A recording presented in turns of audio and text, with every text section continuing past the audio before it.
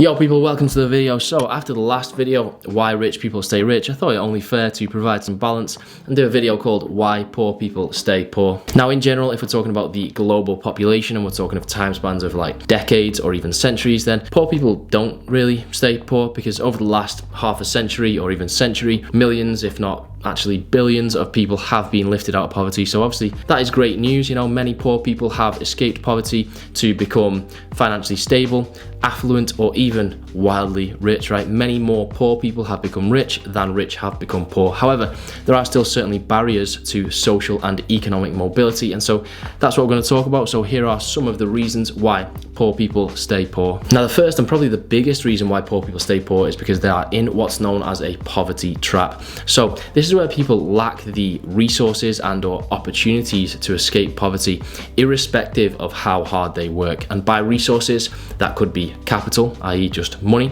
or it could be the education, skills and training that they'd need in order to be able to get a higher paying job. So if you're a low skilled, low paid worker and you are working long hours and then spending every penny you get just to feed your family, then you're not really going to have the resources or money to be able to like buy a few goats that you can then like, you know, do farming stuff with and make money off, you know what I'm saying? And you're even less likely to be able to like go college, get a BTEC or learn how to code, stuff like that, right? Now obviously this applies more to people in poorer countries where there are fewer social programs, no real enforcement of any kind of minimum wage, and little to no access to free education and training. In more developed countries, then there's obviously going to be much more opportunity in general, right? We have things like scholarships or means tested bursaries that will at least allow people to study when they might not otherwise have been able to afford to. So in countries like the UK or the USA, while there are still some barriers, it's certainly much more possible to achieve some kind of economic and social mobility. Now, the second reason poor people stay poor is they are often forced into poor credit arrangements, whereby if they can't afford something, then they might end up being forced to purchase it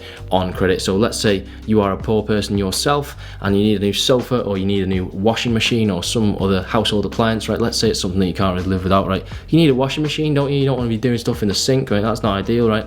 But you might not be able to afford to pay for it outright, and so therefore you might decide to pay for it on credit. Now, a lot of shops do offer some kind of installment payment where you can get maybe 6 months interest free, and if you pay it off within 6 months, then you don't have to pay any interest on it. However, if you miss that 6 month mark and you still owe money on it, you might find that the interest starts to increase quite rapidly and all of a sudden you are in some kind of debt. Now once you are in that debt, if you are a very low earner, it can be very hard to get out of. Even if you are in the UK and the USA, the minimum wage really doesn't give you much breathing space, particularly if you have kids or other dependents that you need to provide for. Now another thing holding poor people back is the prohibitive cost of transport, or at least of owning your own transport. So I already think that owning and running a car in the UK is pretty expensive, to be honest. Now there are worse places. Check out Singapore if you want to learn more about that, but even in the UK, I think all the costs associated seems pretty expensive to me, right? So you got to pay for the cost of the car originally. That's fair enough because you are going to own the car. I'm not complaining about that.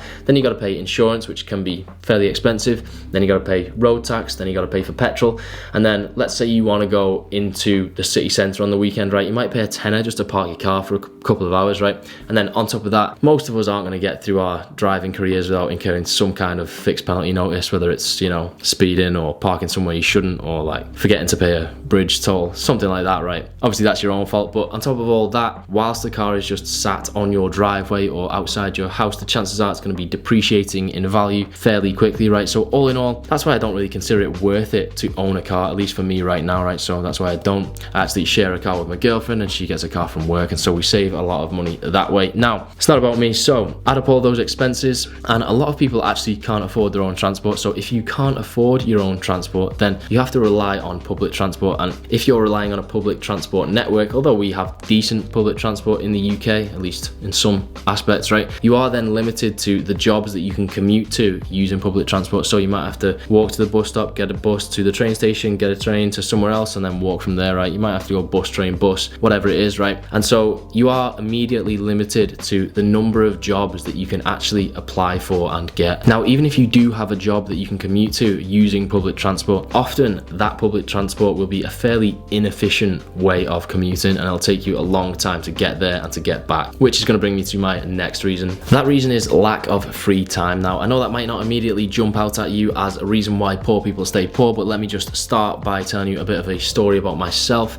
that might illustrate the point somewhat, and then we'll get a bit more specific. So after I finished uni, I went traveling for about 6 months, and I used some funds that I'd saved up over the past couple of years of uni just by working part-time and working over the holidays, right? Eventually I ran out of money. I had to come home, tail between my legs, no money. I had to get a real job in the real world, right? So I managed to get myself a job that paid me £120 a day, and it was a day rate because I was contracting, so it wasn't like a weekly or monthly salary, right? That works out at around £31,000 a year. And so for my first and actually only ever real proper full-time job, I thought that was pretty good. So I worked there for about 14 months in total, and for that time I was living with my parents. I was paying what might be called a measly amount of rent to them. I think they were charging me like 150 quid, so thanks for that, mum and dad. I was also running a cheap beaten up Vauxhall Corsa, which wasn't costing me much at all. And on the weekends, if I went out with my mates, often I would be the designated driver, so I wasn't spending much money on alcohol or anything like that. Generally, I was saving as much money as I could. So I'd take home about £2,000 a month, and I'd typically be able to save between £1,000 and £1,200 each month. So after the 14 months were up, I actually had about £15,000 saved up. Now I quit my job simply because I hated it. I actually didn't have a plan as to what I was going to do after I quit, and I know a lot of people might tell you that before you quit your job you should probably have a plan in place, right? Because it might be inadvisable, right, to do that otherwise. However, I didn't really see this as £15,000, right? I didn't really see it as money. I saw it as time, right? And so that £15,000 wasn't money that was going to get me somewhere. It was what was going to allow me to live whilst I came up with a plan, right? So I thought to myself, right, Joe, you've got 15,000 quid there. If you can't think of some way to make money or get some job that you enjoy more than the last one you just left, before that money runs out, I'm not going to be very happy with you, right? And I always believed in my ability. I was always fairly confident in that sense, you know, for better or worse, whether that was right or wrong. And so, you know,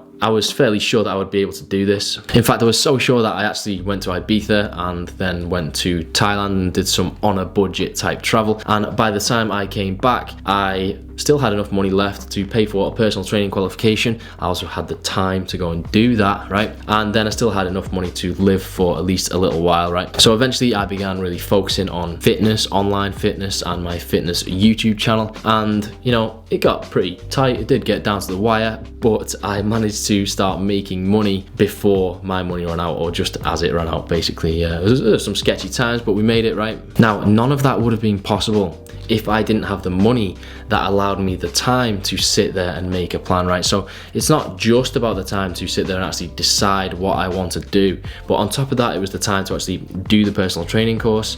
It was the time to teach myself how to learn to use WordPress and build myself a website, which looking back was terrible, right? But it did the job at the time. And all of that would have been not impossible, but a lot more difficult if I was still working 40 plus hours a week. Then when you factor in the commute, like over 50 hours a week. And so really I look back on that 14 months in that job, and although I really did not enjoy that job whatsoever, right? I was not happy doing it, right? I was not the same happy guy, mate. I was a grumpy kid, right? It wasn't a good time. However, I look back on that as fully worth it, because that is what set me free, right? That chunk of money that I saved up in just over a year, that is literally what set me free for the rest of my life. And I genuinely do not feel like I've worked a day since. And that's not because I haven't like worked and haven't been busy and haven't tried at things, but it's because everything has been on my own terms.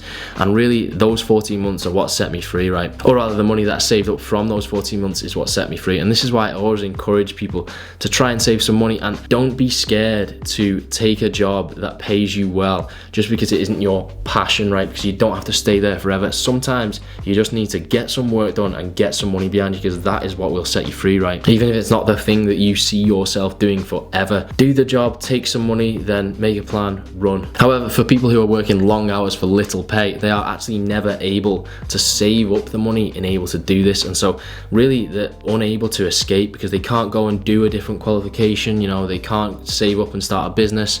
You know, they can't even really get the time together to plan stuff properly, especially if they're like struggling trying to make ends meet. Maybe they have dependents that, you know, they have to pay for and take care of and all that kind of thing. So really, I can't stress enough the importance of how free time can alleviate stress and just help you get where you want to get. Okay, finally, I want to address something that you often hear about poor people, and that is that they are bad with money. Now, I just want to talk about this objectively, and I know it can be a touchy subject because sometimes it can sound like you are blaming poor people for being poor. I'm certainly not trying to do that, and I'm just completely not interested in that debate whatsoever. Now, firstly, let me tell you who is bad with money, right? People who are bad with money are people who have never learnt or been taught to be good with money, and people who have never had practice with money. So that's the same as people who are bad at anything, right? It's people who have never been taught and people who have never practiced. So if some rich kid has been rich all his life, but he's never actually had access and been in control of his own funds, and then all of a sudden, you know, his whole family die in a house fire and he's got 20 mil at his disposal, the chances are he's not going to be the most responsible person with that money, right? Because he's never been taught, if he hasn't, assuming,